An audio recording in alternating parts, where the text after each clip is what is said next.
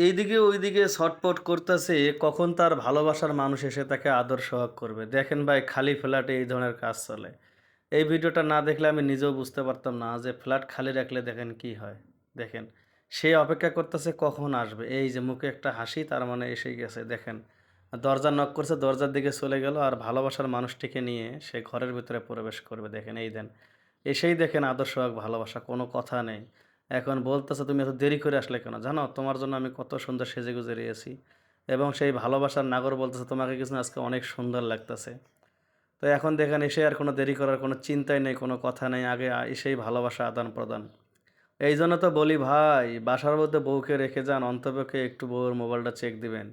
আপনারা বউকে সন্দেহ করেন না, করার দরকারও নেই। আমি সন্দেহ করার কথা বলছি না। কিন্তু বউয়ের মোবাইলটা চেক দিবেন যে আপনার বউয়ের মোবাইলে আননোন নাম্বার থেকে কোনো ফোন আসে কিনা, বা কোনো মেসেজ, বা কারো সাথে মেসেঞ্জার, ইমো, হোয়াটসঅ্যাপে কোনো কিছু চ্যাটিং করেছে কিনা। হয়তো জিজ্ঞেস করতে পারেন যে, "ভাই, আমরা বউকে কেন এরকম সন্দেহ করব?" সন্দেহ করার দরকার নেই ভাই। এই যে কালো শার্ট গায়ে দেওয়া যে ছেলেটা, এরা হচ্ছে কালপ্রিট। এরা মানুষের সংসার ভাঙানোর জম। এই যে আপুকে দেখতে পারতেছেন, এই আপুর স্বামী কিন্তু একজন গার্মেন্টস শ্রমিক। সে কিন্তু সকাল ৮টার সময় গার্মেন্টসে চলে যায় এবং অনেক সময় দেখা যায় যে সন্ধ্যা বা রাত্রে বাসায় ফেরে। আর এইদিকে দেখেন, এই যে এই ছেলেটাকে দেখতেছেন, এই ছেলেটা কি করতেছে, দিনের পর দিন প্রেম ভালোবাসায় এই আপুর সাথে কিন্তু জড়িয়ে গিয়েছেন। এই আপু কিন্তু ১ম এ তার সাথে প্রেম ভালোবাসা করতে চায়নি। কিন্তু এই ছেলেটা হচ্ছে নাছোড়বান্দা, সে ছাড়ার মতো না। এই ছেলেটা হচ্ছে একটা কসমেটিক দোকানের সাধারণ কর্মচারী। সেই কসমেটিক দোকানের কর্মচারীর সাথে ভাব ভালোবাসা হয়ে যায় এই গার্মেন্টস কর্মীর ওয়াইফের সাথে। যে গার্মেন্টস কর্মী যে ভাই অক্লান্ত পরিশ্রম করে, দিনের পর দিন, রাতের পর রাত অক্লান্ত পরিশ্রম করে শুধু এই বউয়ের জন্য। দেখেন কত সুন্দর একটা ফ্ল্যাটে থাকতেছে। তার মানে বোঝা যাচ্ছে সে গার্মেন্টস চাকরি করলে মোটামুটি ভালো একটা মাইনে পায়। কিন্তু তার বউ তার এই সুখের সংসারে নষ্ট করার জন্য একটি ছেলেই যথেষ্ট। এই যে ছেলেটাকে দেখতে পাচ্তেছেন, দেখেন। এই ছেলেটাকে যখন বাসায় নিয়ে এসেছে, এইদিকে মনে করেন ওরা যে বাসা ভাড়ায় থাকে, সেই বাড়ির কিন্তু গেটের দারোয়ান বিনা অনুমতিতে যে কাউকে প্রবেশ করতে দেয় না। তো এখানে যখন বলেছে যে আমরা ৫ তলায় যাবো, তখন জিজ্ঞেস করছে ৫ তলা কার রুমে যাবেন?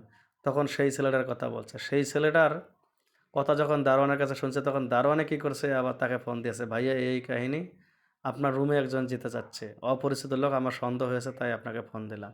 সে বলতেছে, "ঠিক আছে, তুমি একটা কাম করো, তাহলে যেতে দাও।" এবং যখন যেতে দিয়েছে তখন জিজ্ঞেস করেছে যে, "কতক্ষণ হলো?" কিছুক্ষণ পর যখন ফোন দিয়েছে, "কতক্ষণ হলো?" তখন বলছে, "ভাই, মোটামুটি অনেকক্ষণ হলো, সে আসার কোনো নামগন্ধই নাই।" তখন তার সন্দেহ হয়ে যায়। কারণ আমার বউ তো ইদানিং আমি অফিস থেকে আসার পরে দেখা যাচ্ছে ফোনটা লুকিয়ে রাখে, বা কেউ ফোন দিলে ছটপট করে। আমি তার ফোন আগে কত আমি হাত দিয়ে ধরতাম, কিন্তু এখন ধরতে দেয় না। কারণটা কি? তখন সাথে তার মনের ভিতরে ক্লিয়ার হয়ে গেছে আজকে কোনো না কোনো একটা ঘটনা আছে। দেখেন সে কি করছে, সে গার্মেন্টসের একজন ভালো ইনচার্জ পদে আছে। এইজন্য সে কি করছে, নিজের ছুটি নিজে চাইলে নিতে পারে।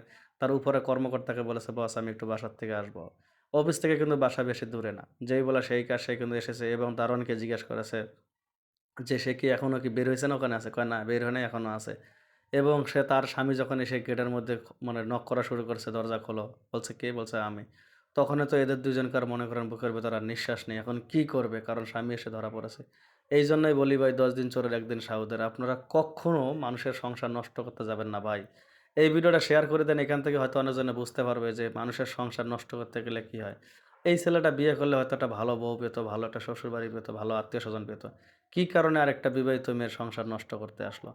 এইজন্য আপনাদের করজোড়ে অনুরোধ যে আপনারা অবশ্যই কমেন্টস করে জানাবেন এই ২ জনকার কি শাস্তি হওয়া উচিত? কেন মানুষের সংসারগুলো নষ্ট করে? এই যে স্বামী কত পরিশ্রম করতেছে অফিসের ভিতরে। তো আপনারা সবাই বউকে সন্দেহ করেন না, সন্দেহ করার দরকার নাই। কিন্তু অন্তপক্ষে খেয়াল রাখবেন যেন এইরকম